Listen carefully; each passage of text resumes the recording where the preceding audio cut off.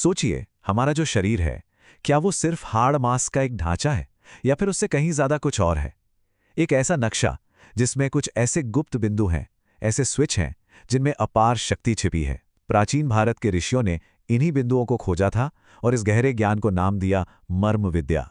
तो चलिए आज इस सवाल की तह तक चलते हैं। ये एक ऐसे रहस्य को सुलझाने जैसा है जो कहीं बाहर नहीं बल्कि हम सबके अपने ही शरीर के अंदर छिपा हुआ है। तो आखिर ये मर्म विद्या है क्या? देखिए, आसान शब्दों में कहें तो ये हमारे शरीर के उन वाइटल पॉइंट्स यानी महत्वपूर्ण बिंदुओं का विज्ञान है जो एक दोधारी तलवार की तरह है। एक ही चीज जो जान ले भी सकती है और जान दे भी सकती है, और यही विरोधाभास इसे इतना फैसिनेटिंग बनाता है। अब जरा और गहराई में उतरते हैं। ये जो ज्ञान था ना, ये दो अलग अलग रास्तों पर एक साथ चला। एक रास्ता योद्धा के लिए था और दूसरा वैद्य के लिए। एक का मकसद था प्राण लेना और दूसरे का प्राण बचाना। तो सवाल ये उठता है कि ये मर्म बिंदु हैं क्या? क्या ये कोई काल्पनिक एनर्जी सेंटर हैं? जी नहीं, बिल्कुल नहीं। इनका एक बहुत ही ठोस शारीरिक आधार है जिसे हजारों साल पहले ही हमारे ऋषियों ने समझ लिया था। और जानते हैं, इस बात की गंभीरता को समझने के लिए हमें सदियों पीछे जाना होगा, शल्य चिकित्सा के जनक महर्षि सुश्रुत के पास।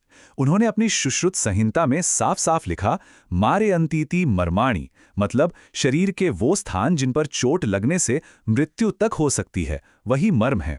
ये परिभाषा ही अपने आप में इस ज्ञान की गहराई बता देती है। तो शारीरिक तौर पर यह मर्म बिंदु कोई मामूली जगह नहीं है। ये आप समझिए एक ऐसा जंक्शन है, एक ऐसा संगम है जहां शरीर की 5 सबसे जरूरी चीजें आकर मिलती हैं। हमारी मांसपेशियां, हमारी नसें यानी ब्लड वेसल्स, हमारे लिगामेंट्स, हड्डियां और जोड़। और जहां ये पांचों मिलते हैं वहीं हमारी जीवन शक्ति, जिसे हम प्राण कहते हैं, सबसे ज्यादा कॉन्सेंट्रेट होती है। सिर्फ इतना ही नहीं, प्राचीन ग्रंथों ने इन बिंदुओं की सिर्फ बातें नहीं की, उन्होंने बकायदा इनकी मैपिंग की। और पता है कितने? पूरे 107। मानव शरीर पर 107 ऐसे मुख्य वाइटल पॉइंट्स की पहचान की गई। जरा सोचिए, बिना किसी आधुनिक तकनीक के ये कितनी कमाल की सटीकता रही होगी। तो चलिए अब सिक्के का दूसरा पहलू देखते हैं, वो पहलू जो थोड़ा खतरनाक है। कैसे इस ज्ञान को युद्ध के मैदान पर एक अचूक हथियार की तरह इस्तेमाल किया गया। ये सिर्फ ताकत का खेल नहीं था, ये एक पूरा विज्ञान था। देखिए, मर्माघात और आम लड़ाई झगड़े में जमीन आसमान का फर्क है। एक तरफ है ब्रूट फोर्स यानी सिर्फ ताकत का खेल, जिसमें बड़े टारगेट्स पर वार किया जाता है। लेकिन दूसरी तरफ है मर्माघात, जो पूरी तरह से सटीकता, एंगल और सही समय का विज्ञान है। एक ट्रेंड योद्धा को किसी को गिराने के लिए जोरदार मुक्के की जरूरत नहीं, सही जगह पर सही एंगल से किया गया एक छोटा सा प्रहार ही काफी होता है। और ये कितना ज्यादा साइंटिफिक था, इसका अंदाजा सुश्रुत के इस वर्गीकरण से लगता है। उन्होंने मर्मों को चोट के बाद क्या होगा इस आधार पर 5 हिस्सों में बांटा। जैसे सद्य प्राणहर, जिन 19 बिंदुओं पर चोट लगने से तुरंत मृत्यु हो जाती है। फिर है कालांतर प्राणहर, जिनसे धीरे धीरे मौत होती है। कुछ ऐसे हैं जो वैकल्यकर हैं, यानी परमानेंट डिसेबिलिटी कर देते हैं। और कुछ रुजाकर, जो असहनीय दर्द पैदा करते हैं। ये एक कमाल का डिटेल एनालिसिस था। हमने विनाश की शक्ति तो देख ली, पर कहानी यहां खत्म नहीं होती। सवाल यह है कि जो ज्ञान जान ले सकता है, क्या वो जान दे भी सकता है? और यहीं से मर्म विद्या का सबसे खूबसूरत पहलू शुरू होता है। तो अब हम बात करेंगे मर्म चिकित्सा की। इसका जो मूल सिद्धांत है ना, वो बहुत ही सरल और गहरा है। जिन बिंदुओं को चोट पहुंचाकर नुकसान किया जा सकता है, उन्हीं बिंदुओं को छूकर, उन्हें जगाकर शरीर को ठीक भी किया जा सकता है।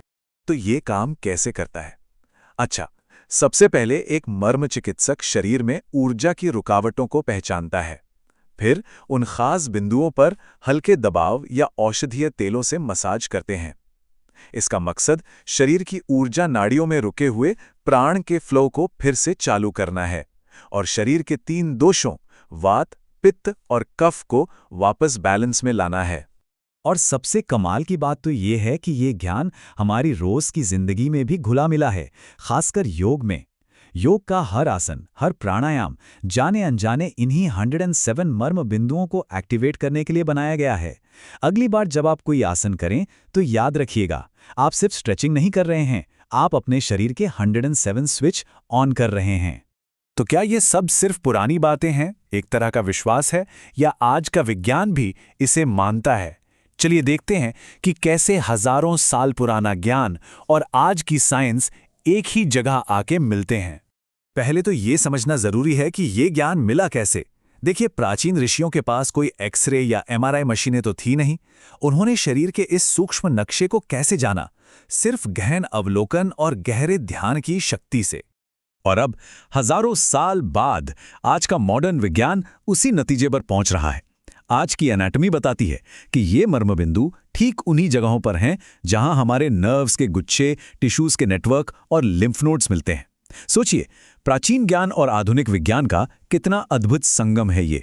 तो आखिर में ये सोचना भी जरूरी है कि इस अनोखे ज्ञान का इतिहास क्या रहा है, कैसे ये लगभग गायब हो गया और आज फिर से हमारे सामने आ रहा है।